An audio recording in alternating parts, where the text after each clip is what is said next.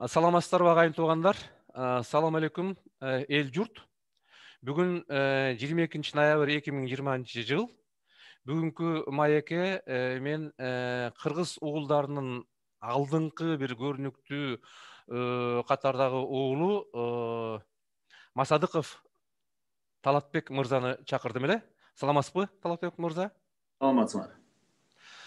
Талатбек Шамудинович жалпы кыргыз коомчулугуна таанымал ишмер. Рахмат сизге бүгүн убактыңызды бөлүп маектешкениңизге. Менин бүгүнкү сиз менен маектешүүгө болгон ынтызарлыгым азыркы биздин мамлекетибизде, ата журтубуздагы түзүлгөн кырдаал, 4 октябрдан кийинки курчуп кеткен абал, стабилдешип баратканда кайра бир аз тынчсыздандуулардын пайда болушу, анын бир белгиси болуп, мына бүгүн эле 22 ноябрда эртең менен Бишкекте митинг болуптур. Анын арасында депутаттар жүрөт, жогорку кеңештин бир-эки депутаты, коомдук ишмерлер жана жаштар жүрөт. Эми бул жерде көпчүлүккө кыскача 1-2 секундка эле айткан маалымат боюнча Талатбек мырза Москвада МИГИМОну бүткөн. Андан тышкары Лондондогу школа экономик деген жерде окуп, PhD'син окуган. PhD бизче кандидат наук докторантура. Андан тышкары кандидат наукту Россияда жактаган. Дипломатия боюнча көрүнүктүү кыргыздын кийинки муундагы адамдардын астыңкыларынын бири. Дагы бир далили болуп, ушу биздин коңшу Афганистан мамлекетиндеги тынчсыз абалга өзүнүн чоңбу кичинеби салымын кошуп келатат. 2003 жылдан бери демилге көтөрүп чыккан, жалаң эле бийлик менен сүйлөшпөй, андан тышкары Талибан кыймылы менен да сүйлөш керек деген менин оюмча туурабы, Талатбек мырза? Анын ошонун жыйынтыгында 2009 жылы ООНдун Бириккен Улуттар уюмунун тапшырмасы менен ошол Талибан кыймылы аркылуу сүйлөшүүлөр болгон, Талибан кыймылдары менен. Андан тышкары акыркы айтып кете турган жерде нерсебиз, Талатбек мырза 2014 жылы Кыргызстанга кайтып келип, баатырлар урпактары деп биздин баягы экинчи дүйнөлүк согушта, ата мекендик согушта курман болгон ата-бабаларыбызды издөө, ошолордун аты жөнү тууралуу коомдук кыймылды түзүп, 2017 жылы Кыргыз Республикасынын президентинин өзүнүн кандидаттыгын коюп, анан качкан. Туура. Талатбек мырза, эми улуу муун, ортоңку муун жакшы билет. Биз 1991 жылга чейин бир чоң мамлекетте жашадык, СССР деген. Анын 15 республика бар эле, тарып кетип, 31 август 91 жылы Кыргызстан өзүнүн өз каралдыгын алган. Мына андан бери 30 жыл өттү. Ушу сиздин эл аралык экспорт катары, өзгөчө конфликттерди жолго салуу, тынччылык тап келүү боюнча адис катары сиздин пикириңиз кандай? Мисалы мен кыстырма кылсам өзүм, ошол эле коңшу биздин боордош республикалар бар эле. Азыр көз карандысыз мамлекет, Казакстанды алсак, эл аралык рейтингтер боюнча, жашоосу боюнча деле Казакстан бир топ астага кетти. Анан баягы түшүнүктөр бар. Лузер деп коет эмеспи англисче. Бир нерседен утулуп калган лузер мамлекеттер деп болуп айтылып жүрөт. Кыргызстан ошонун ичине кирип калды. Анан жанагы failed country, баягы несостоявшее государствага да баратат деген түшүнүк болуп атат. Мына мурунку Советтер Союзунан ошондой кыйынчылыкка келип калган мамлекеттер бар. Украина азыр өтө кыйын болуп турат. Эгерде Украина жалаң эле 2014 жылга эмес, баягы конфликт болгондо, Крымда эмес, андан мурун эле начар болуп келген. Мына Арменияда да кыйын болду. Ал эми Советтер Союзу таркагандан кийин бутуна туруп, баягы жалпы өнүгүп кеткенде айтылып аткан ошо биздин эле боордош эл Казак мамлекети. Мына Россияны да алып көрсөк болот. 90-жылдары жылдары Россия өтө начарлап кеткен. Азыр болсо өнүгүп дүйнөдөгү күчтүү мамлекеттердин катарына кирди. Эми сиздин оюңуз боюнча ошо негизги биз көңүлдү өзүбүздүн жерибизге, элибизге, мамлекетке бурсак, Кыргызстан өзүбүздүн мамлекетибиз эмне үчүн ушундай туңгуюкка келип түшүп калды? Сурооңузга рахмат. Эми бул маселени глобалдык көз караш менен караганда, мен ойлойм, эми дүйнөдө чоң мамлекеттер болгондо, чоң мамлекет. Албетте, чоң мамлекет күчтүү болот да. Советтер Союзу маалында бул системасы туура болду, туура эмес балды экинчи суроо да. Бирок чоң мамлекеттер ресурстар да колунда бар. Анан кийин ошол мамлекеттерде бул бийлик бир колдо болуп, жоопкерчилик болгондо гана өнүгө турган нерсе. Азыркы мына биздин Кыргызстанга барганда өзгөчө эми батыштын көз карашын колдогон партиялар деп айтып атышат. Эми мен ойлойм, алардын бир аз көз карашы туура эмес деп да. Мен жеке өзүмдүн пикирим. Анткени биз Кыргызстандын ичинде батыштын үлгүсүн алып, кыргыздардын каада салтына, кыргыздардын менталитетине, кыргыздардын аң сезимине, кыргыздардын маданиятына, кыргыздардын тарыхына туура келбеген нерселерди кыргыз элине биз мажбур түрүндө ушуну кыласыңар деп эметип атабыз. Анткени үлгүнү биз батыш мамлекеттерден алып атабыз. Кечиресиз, биз эмес, сиз эмес. Ошол баягы батыш, сиз айткандай, батыш мамлекеттеринде системаны киргизебиз деген кээ бир топтор, кээ бир адамдар. Сиз ал тарапта эмессиз да? Ооба, мен ошону айтып атам. Мен ал тарапта эмес. Жок, сиз биз дегениңизди айтып атам. Эми булар деп айтканда дагы туура эмес, анткени биз баардыгыбыз күнөөлүүбүз. Кээ бирөөбүз унчукпай кабыл алдык, кээ бирөөбүз жок деп айттык, кээ бирөөбүз ошолор менен кошулуп, анан кийин ушул болот экен деп ишенип эметтик. Ошондуктан жалпы кыргызстандыктардын күнөөсү бар деп ойлойм да, жалпы. Бирок албетте анын арасында ар кандай эми ой пикирлер бар. Мына бүгүнкү күндө мен ойлойм, дүйнө өзгөрүп атат. 21 кылымга келдик. Акыркы өзгөчө мына 20-30 жылдын ичинде дүйнө өзгөрүп атып, мен ойлоп атам, батыш либералдуу демократиялык деген система дагы кризиске такалып калды. Ооба. Алар такалып, мына көпчүлүк батыш мамлекеттерде да улутчул националисттик деген кыймылдар көбөйүп, анан кийин демократия либеральныйден кайра бул консервативный подходторго көбүнчө көңүл көбүрөөк бурулуп, ошондой болуп атат да өзгөрүүлөр.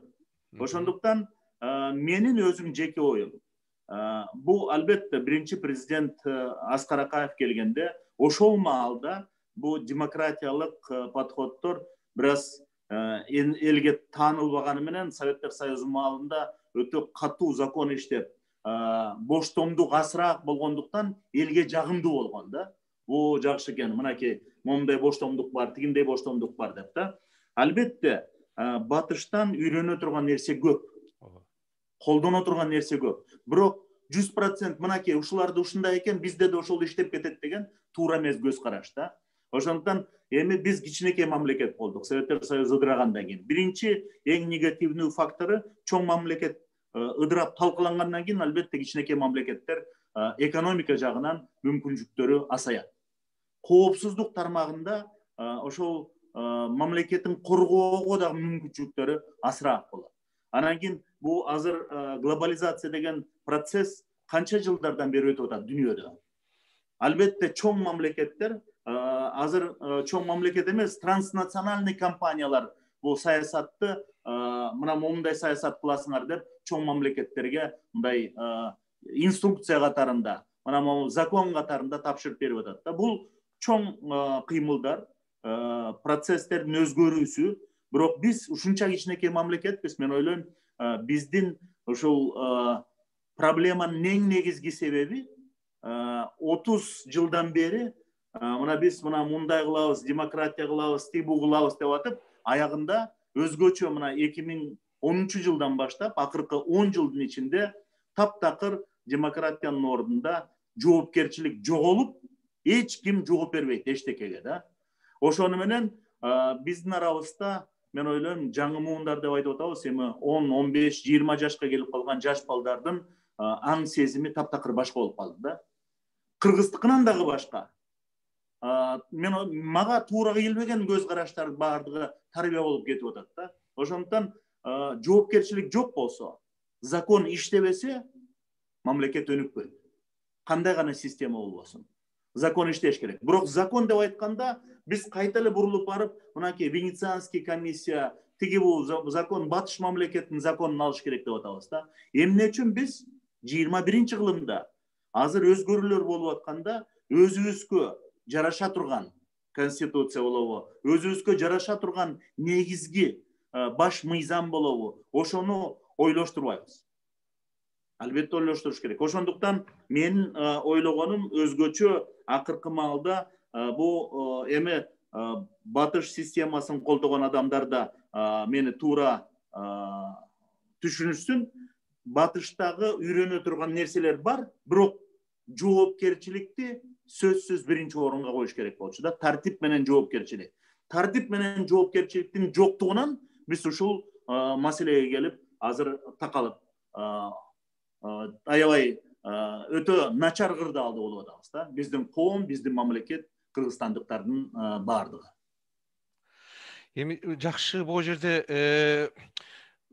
ошо элдин өзүнүн өзөгүнө болбосо, өзүбүздүн кыргыз элинин баягы өзүнүн туура келген өнүгүш болбосо, мында ушундай либералдык, демократиялык либералдык деген багытты алып алган, баягы сиз айткан жаңы жакшы айтып кеттиңиз, ошол мурунку бийликтегилер балким түшүнбөй алышты. Ал эми кийинки, мисалы 2005, 2010 жана азыр дагы бир топ ошо президенттик шайлоого бараткандар бар, кээ бир депутаттар бар, өтө эле мындай догматик катары айтып атышат да. Бизге 2010 жылдагы кабыл алган конституциядан такыр эч кандай өзгөрүүнүн кереги жок. Ушу либералдык, демократиялык багыт менен барышыбыз керек деп аябай дискуссия болуп атат муну. Эми биздин мамлекет, мен азыр да бир жолу тактадым, калкынын саны боюнча дүйнөдө бир 200гө жакын мамлекет бар да, 190дан ашуун болуш керек ушундай. 190. Ошондо бир ортодо экенбиз. Өтө деле кичинекей эмескенбиз. 109бу, 110-орунда турат экенбиз. Калкын саны боюнча. Ал эми жердин баягы жерибиздин территориянын өлчөмү боюнча бир топ эле чоң. Мисалы мен азыр ушу сиз менен Германиядан сүйлөшүп атам. Дүйнөдө өтө өнүккөн мамлекеттердин бири Германия. Территориясы боюнча Кыргызстан 2ден 3-үн түзөт уже. Территориясы чоң эле. Демек бизде потенциал жакшы эле бар экен. Албетте, жана сиз айткандыгыңызга мен толук кошулам. Ири дүйнөлүк баягы орусча айтканда супер мамлекеттер, баягы мурунку СССР, азыркы Америка Кошмо Штаттары, Кытай, буларга эми баардык жагынан өнүгүүгө потенциал бар. Болчу, жана азыр деле бар. Мына Россия кайра ошондой өнүгүүгө түшүктү. Ал эми ири регионалдык державалар бар. Туркия мисалы дагы өнүгүп атат регионалда. Азыр дүйнөлүк супер державага айланып баратат Кытай. Бирок мен айтарым, Кыргызстан мен тактадым, ортодо экенбиз. Бизде деле жакшы потенциал бар экен. Андан тышкары бизде потенциал, бул билимдүүлүк жакшы бар болчу Союздан кийин. Мына сиз дүйнөлүк ареналарда иштеп жүрөсүз, башка бир топ мамлекеттер менен Лондондо PhD жасадыңыз. Бул билимдүүлүк, образованность аябай жакшы фундамент мамлекеттин өнүгүшүнө. Анан тилекке каршы 31 августта көз карандыбызды алдык. Ошондой жылдан жылга аябай төмөндөп баратат билимсиздик. Билимсиздик бул түркөйлүк алып келет. Түркөйлүк бул надандык, эчтеке жакшы ойдон албай калат. Мына сиз айткан жанагы жаш муун, мен айтат элем алар 16-20 дедиңиз го, ошол жаш деп. Мен айтат элем булар андан да өйдөрөөк, баягы биздин жаштарыбыз Союз таркагандан кийинкилер. Ошол учурдагы кабыл алынган система менен билимсиздик улам төмөндөп, аны атайын жасалдыбы, же атайын жасалган жокпу, ал экинчи суроо. Бирок бул факт, что биздин жаштардын билимсиздиги күчөп кетти. Мына ушул негизги факторлордун бири болуп жатат. Муну факт боюнча жалаң эле мисалы сиз айтсаңыз, мен айтсам кээ бир киши кабыл алышы мүмкүн. Мына биз баягы орустар айткандай со стороны виднее деген да бар. Мына мен Германияда 20 жылдан бери жүрүп, ортодо Кыргызстанга 4 жыл 2011 жылы бардым. Сиз барып келдиңиз 2014 жылы. Кайра барып атабыз. Мына мен жакында эле 20 октябрда барып, азыркы бийлик өкүлдөрү менен сүйлөшүп, ошол убактагы премьер министрди жана президенттин милдетин аткаруучу Жапаров менен кезигишип, а кишинин сунушу боюнча кеңешчиси болуп иштеп атам. Анан биз ушул азыркы Кыргызстандагы кыйын абалдан алып чыгуунун бирден бир багыты дагы ушу билимдүүлүктү жогорулатыш керек болуп атат. 2006 жылы дүйнөлүк рейтингде PISA деген мектептин сапаты боюнча сиз билет болушуңуз керек. Кыргызстан 57 мамлекет катышса ошол рейтингке 57 орунду алып калды. 2009 жылы болду, келерки 67 мамлекет катышты, 67 орунду алды. Мына муну менен биз жөнөң эле куру сөз айткан жокпуз. Сиз же мен. Албетте биздин тажрыйбабыз бар, бир аз да болсо. Дүйнөлүк мамлекеттерде, Америкада, Европада иштешип жүрөбүз. Бирок буну жалаң эле сиз экөөбүз субъективдүү түрдө айтпай, объективдүү рейтингдер көрсөтүп атат. Андан тышкары башка рейтингдер да бар. Бизнес боюнча көп рейтингдер бар да. Булар объективдүү, кандай аба ырайы болуп турса, жаан жаап атса, аны жаан жаап атат деп айтат. А биздин кээ бир азыркы депутаттарыбыз, жана дагы кээ бир ишмерлерибиз ошол эле сиз айткан Венецианский комиссия деп, мисалы Венецианский комиссияны адистер түшүнбөсө, көпчүлүк эл түшүнбөйт да. Ошон үчүн көпчүлүк элде бир аз ошондой түшүнүк кетип калышы мүмкүн. Эгерде бул Венецианский комиссия деген бул депутат айтып атса, азыр конституцияга каршы чыгып атса, бул эмне деп. Ошон үчүн ушул суроону сиз менен бир аз сүйлөшсөкпү дегем. Анын астында мен сизге суроо берердин астында, маектешердин астында, мына мен интернеттен ачтым официальный ошол Венецианский комиссиянын кагазын. Сиз билесиз, адис каттары 1990 жылы баягы Советтер Союзу таркап, кыйынчылык болуп баратканда, демократияны жайылтуу боюнча Европа кеңеши түзгөн муну. Штабы Страсбургда, Францияда жайгашкан, бирок эми үчүн Венецианская комиссия деп коет. Себеби дегенде ал бир жылына 4 жолу Венецияда жыйналышын өткөрөт. Анан албетте муну сиз жакшы билесиз, адистер билишет. Балким жанагы ошо Венецианский комиссияга жабынып айтып аткан биздин бир-эки депутаттар же бир-эки кишилерибиз алар да билет, же менин оюмча билишпейт алар. Себеби дегенде бул жерде окуш керек болчу. Ошондой элдин өкүлү болуп атса, коомдук ишмер болсо, так айтыш керек да. Бирөөнүн атын бурмалаган болбойт. Өзгөчө мындай европалык, эл аралык уюмдардын. Анан ушул Европалык комиссия демократияга укук аркылуу баруу, укукту сактоо аркылуу баруу, кыскачасы айтканда Венецианская комиссия, Венециялык комиссиясы бул баягы суроо болсо, өзүнүн исследованиясын, баягы изилдөөсүн жүргүзүп, анан жыйынтыгын сунуш катары берет, кеңеш катары. Баягы латынча айтканда эмекус кария, баягы дружеский советтерди берет экен да, булардын өзлөрүнүн кабыл алган уставы боюнча. Милдеттендирбейт. Сен могуну жаса, сенинки могул болбойт, сен мунуңду алып ташта деген болбойт. Бул кеңеш берип атат. Муну өткөндө дагы ошол Венециялык комиссиянын бир өкүлү азыркы Кыргызстандын абалы тууралуу айтты, кеңеш берип. Ушуну биздеги кээ бир бир-эки депутаттар жана бир-эки коомдук ишмерлер коркутуп элди. Мына Венециялык комиссия деп туура эмес түшүндүрүп атканы кандай деп ойлойсуз? Же бул депутаттар муну билген эмеспи? Же мындай бир семинар өткөрүш керекпи? Кандай сиздин оюңуз? Мен оюм жакшы суроо болду. Эң негизги жана сиз айтып кетпедиңизби? Элибиздин депутаттар болобу, же өкмөттө иштеп аткан ар кайсы деңгээлдеги иштеп аткан өкмөт башчылары болобу, билимдин жоктугу болуп атат да. билимдин жоктугу. Эми дүйнөнүн ичи бүт деградация болуп атат. Өзүңүз көрүп атасыз. Жалаң гана Кыргызстан эмес, бардык мамлекеттерде. Бирок кээ бир мамлекеттерде деградациянын масштабы чоң, биздикиндей. Кээ бир мамлекеттерде азыраак, эми өзүлөрүнүн деңгээлине жараша да.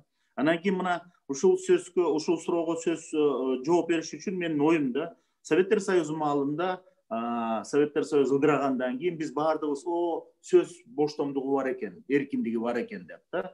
Ушундай сонун экен деп ошого көңүл буруп, ошол нерсе эме болчу да. Анткени Советтер Союзу маалында догма бар болчу да. Мына ушул догма ушуну аткарышыңар керек деп да. Анан кийин эми дүйнө жүзү да жана бул мамлекет, бул чоң коомдо организм катарында. Организм 30 жыл болобу, 10 жыл болобу, 20 жыл болобу өзгөрөт да. Өзгөргөндөн кийин биз да өзгөрүшүбүз керек.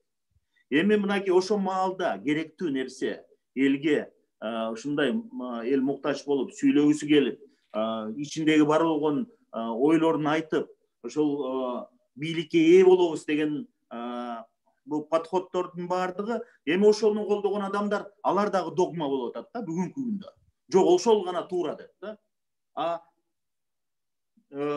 Биздин жашоо турмушубуз өзгөрүп атат. Бизде гана эмес. Батышта да өзгөрүп. Ооба. Мына Америкада да өзгөрүп атат. Көрүп атасыңар эмне болуп атканын. Демократия деп бизге мына азыр ошол демократияны колдогон адамдар айтып атат, мына демократия таза шайлоо болуш керек деп да. Мына карагылачы, мына бүгүнкү Америкадагы президенттик шайлоону башаламан болуп тытышып атышат бүгүнкү күндө. Канча фальсификация болду? Канча фальсификацияга ошону таап чыгыш керек да. Ошондо Жоржиядан таап чыгышыптыр 2000 голосу фальсификациясын. Ошондуктан мен айтып атам да, ошол туура, ошону үйрөнүшүбүз керекпи же биз дагы өзгөрүшүбүз керекпи? Ошондуктан менин өзүмдүн позициям дайыма мындай да. Мына бүгүнкү күндө керектүү нерселерди сөзсүз кабыл алыш керек, үйрөнүш керек. Андан уялбаш керек, намыстанбаш керек. Батыштагы көп нерселер бар, үйрөнө турган нерселер. Бирок үйрөнбөй турган нерсени үйрөнбөш керек. Аны четке кагыш керек. Бизде болсо, эми батыштын көз карашын колдогондор, алар да догматик болуп кетишти да. Сөзсүз мондай болот, сөзсүз мындай болуш керек деп. Мына Венецианский